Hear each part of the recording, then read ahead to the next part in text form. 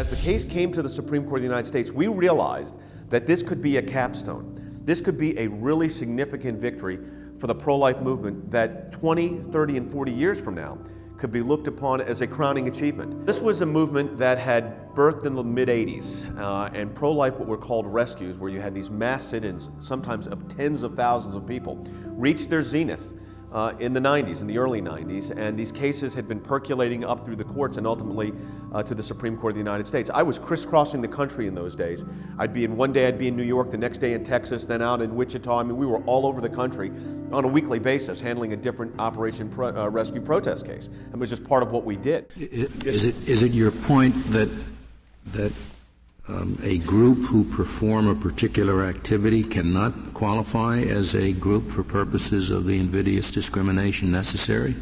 Your Honor, yes. Our point is that it doesn't focus on activity.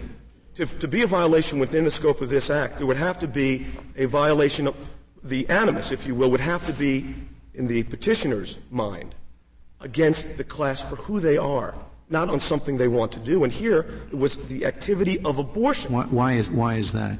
That's because why couldn't you oppose, let's say you have an animus against all people who oppose the war in Kuwait, or who oppose World War II, or whatever? Why isn't that a group? That's a group not defined by any immutable characteristics. It's not a group defined as a class by who they are. It's defining the class by something they want to do. And this court in Griffin focused in on the animus that the petitioner's actions would have to be taken against the particular respondents because of who they are. And I think the analogy could be if, in fact, you had a group of individuals that blocked a polling booth, if you will, because blacks were voting and they didn't want blacks voting. Well, there, the animus is not against the activity of voting.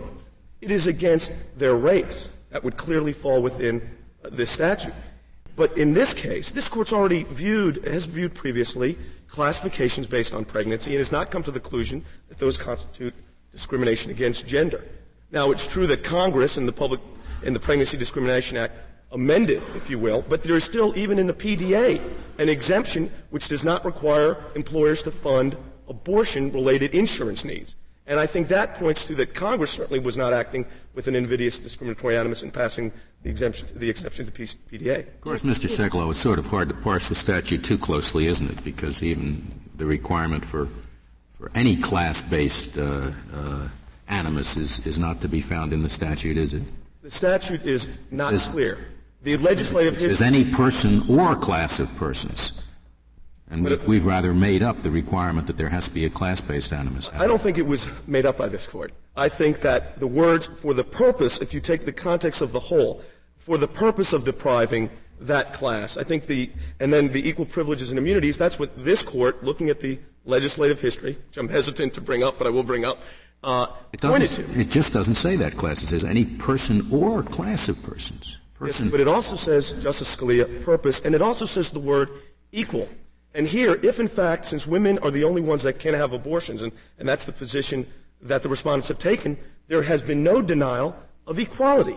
Certainly in this case, where no one is permitted to get in. This is not a situation where only women, black women can get in, or Hispanic women can get in, or some subclass. This is a situation where no one is permitted.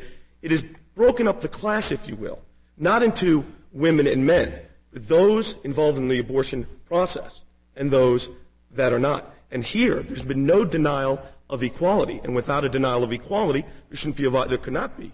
The opinion of the court in number 9985, Bray against Alexandria Women's Health Clinic, will be announced by Justice Scalia.